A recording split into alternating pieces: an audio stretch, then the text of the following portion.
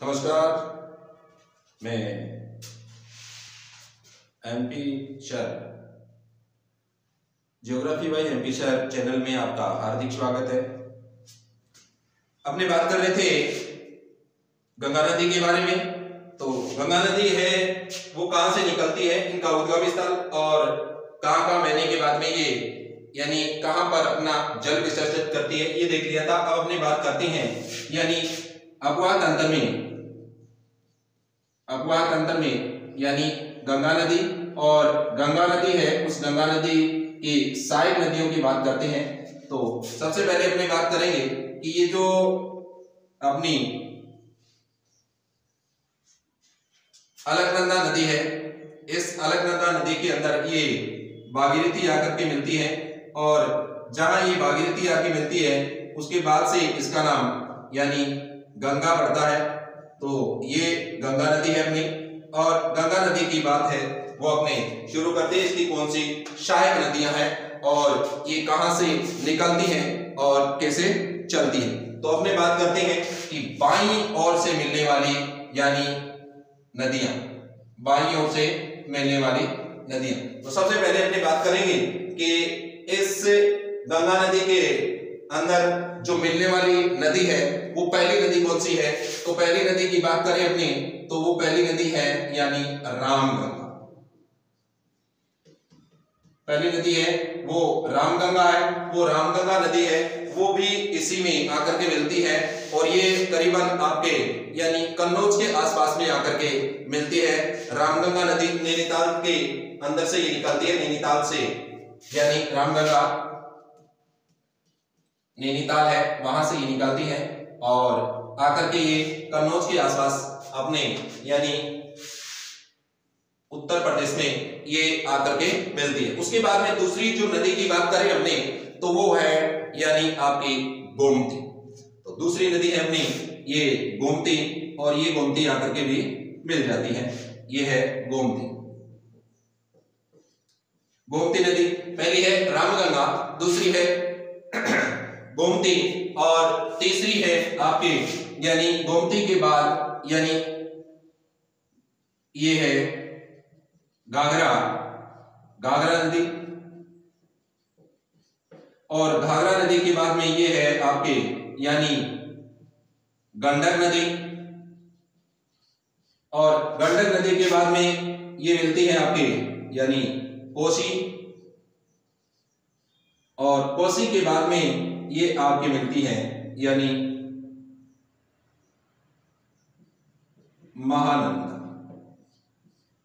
महानंदा नदी।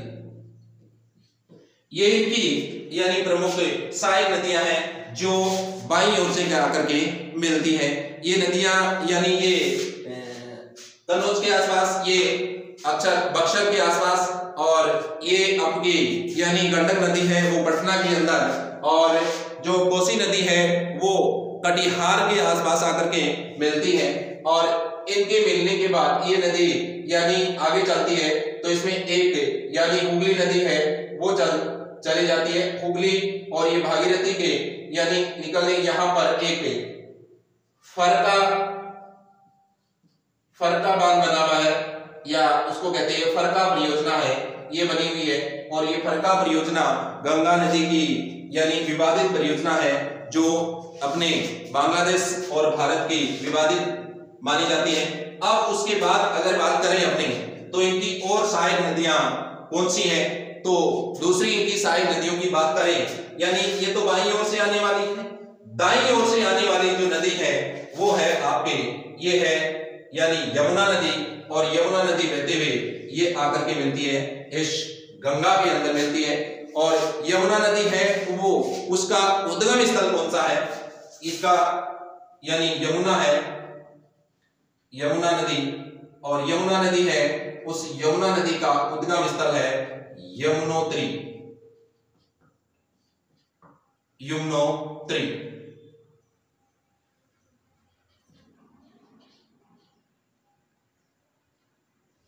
यमुनोत्री है ये यानी यमुनोत्री से ग्लेशियर से निकलती है, और ये अपने बंदरपूंछ भी बोल सकते हैं इसको, बंदरपूंछ या यमुनोत्री से यमुना नदी निकलती है, निकलने के बाद में ये आकर के मिल जाती है आपके गंगा नदी में। और इसकी जो सहायक नदियों की बात करें अपने, तो सहायक नदियों में है इनकी चंबल, और ये है चंबल जो अपने एमपी से निकलती है, निकलने के बाद में ये आकर के मिल जाती है इस यमुना नदी के अंदर, और रामेश्वरम के पास में मिलती है उत्तर प्रदेश के, वहां आकर के ये चंबल नदी इसमें मिलती है यमुनोत्री यमुना नदी में। और यमुना नदी के मिलने के बाद उसकी दूसरी नदी है वो है सिंध। ये है आपके जो नदी है वो सिंध नदी है, और सिंध नदी के बाद मिलने वाली जो नदी है वो है यानी बेतवा। ये आपकी है बेतवा, और बेतवा के बाद ये है आपकी यानी कि सिंध चंबल सिंध बेतवा के, और इधर अपने देखें तो ये सोन नदी है, सोन नदी ये इनकी सहायक नदियां है, वो आकर के इस गंगा नदी में मिलती है। और ये गंगा नदी है ये अपना प्रवाह क्षेत्र काफी लंबा चौड़ा बनाती है, करीबन ये यानी 2510 किलोमीटर यानी इनका प्रवाह क्षेत्र है, और ये भारत की सबसे बड़ी नदी मानी जाती है। इस नदी के ऊपर यानी संगम में एक दामोदर नदी है, एक अपने पश्चिम बंगाल के पास में यानी दामोदर नदी है, दामोदर नदी। और दामोदर नदी घाटी जो परियोजना है वो सबसे बड़ी परियोजना है, क्योंकि ये यानी पश्चिम बंगाल का अशोक कहलाती है दामोदर नदी। अत्यधिक मात्रा में यहाँ यानी इस वर्षा ऋतु के अंदर इस नदी से बाढ़ आता है, इस कारण से इसको यानी बंगाल का अशोक कहते हैं। ये 1948 के अंदर दामोदर नदी पे दामोदर बांध परियोजना बनी हुई है 1948 के अंदर, और 1948 के अंदर अमेरिका की एक नदी है जिस नदी का नाम है यानी टेनेसी नदी। जो टेनेसी नदी है उस नदी के ऊपर जो बना हुआ बांध है उसकी परियोजना के अनुरूप यहाँ पर बनी हुई है, तो इसे टेनेसी परियोजना के अनुरूप दामोदर नदी पे बांध बना है।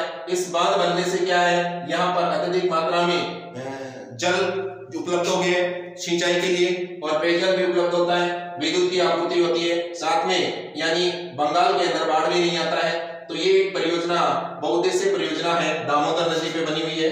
तो ये अपना था गंगा नदी का प्रवाह क्षेत्र, और गंगा नदी का प्रवाह क्षेत्र अब समाप्त होता है। अगला जो अपना प्रवाह क्षेत्र रहेगा वो रहेगा ब्रह्मपुत्र नदी का प्रवाह क्षेत्र, यानी ब्रह्मपुत्र नदी है उसका जो प्रवाह क्षेत्र है उसके बारे में बात करेंगे, उनके उद्गम स्थल के बारे में, कहां से ये भारत में प्रवेश करती है, कहां से इनका उद्गम स्थल होता है, और बहने के बाद में ये कहां-कहां चल के किन क्षेत्रों का निर्माण करती है। तो ये था अपना गंगा नदी। ये टॉपिक समाप्त होता है। जय हिंद, जय भारत।